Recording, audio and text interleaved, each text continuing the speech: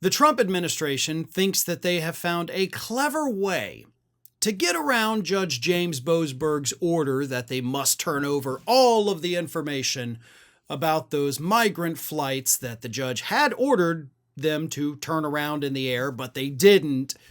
And now the Trump administration doesn't want to turn over that info to the judge, so they have decided this week that they are officially invoking states' secrets. It is a state secret when these flights left, where they were when the order was issued, what was going on, who was on them. You can't know anything, Judge, because, again, that's state secrets, dude.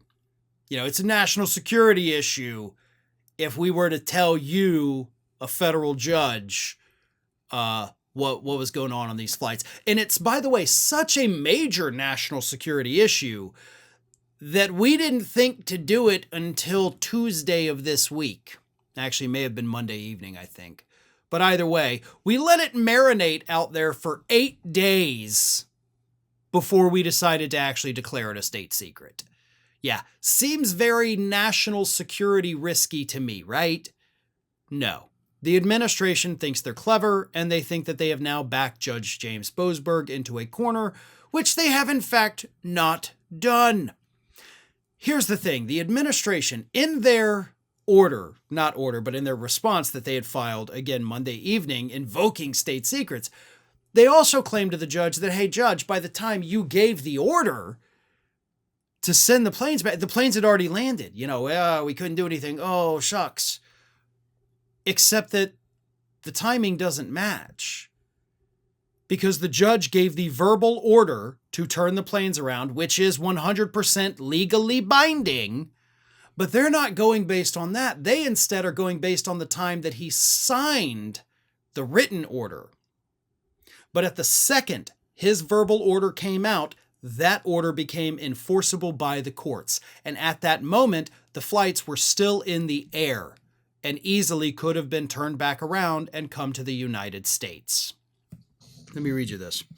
In its filing, the Trump administration again asserted that it complied with Boasberg's written order filed at 7:27 p.m. Eastern Daylight Time on March 15th. But Boasberg gave an oral order that day at approximately 6:45 p.m. that any plane containing these folks that is going to take off or is in the air needs to be returned to the United States. Both oral and written orders are binding. So y'all got a time problem on your hands here. You did not invoke state secrets until 8 to 9 days after the initial order from the judge. Now, I don't know necessarily if that invoking it, a week later does affect it, but what I do know is that y'all still defied the order. And you're fighting tooth and nail to release any information about these flights because you know that it's going to embarrass you. And you know that it is going to prove to the American public that this is in fact a lawless administration that doesn't give a damn about what the judges say, which of course is what members of the administration have said. They've said, we don't care about the judge's orders. So if you don't care about them, why are y'all jumping through hoops to try to make it to where you don't have to comply with the orders? If you don't care, don't comply. So, a very interesting situation, we will call it, developing in this case. It is certainly not the end of it. It is just the beginning.